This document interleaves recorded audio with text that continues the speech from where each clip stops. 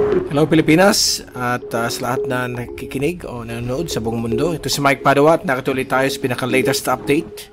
Ito po ang weather analysis ng araw po ng Biyernes hanggang Lunes, Hunyo 6 hanggang 9, 2025. Ito po ang ating Tagalog version. Pinaglilingkod sa inyo ng Typhoon 2000 at ng Naga College Foundation. At ngayon, umpisa natin pinaka-latest update. Meron tayong binabantayan na low pressure area, 92W. Malapit na po ito sa may east ng Bicol region. Okay?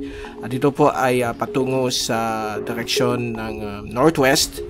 At binabantayan po natin kasi yung computer models, lahat sila nag-agree na mukhang magiging isa po itong monsoon depression. Okay?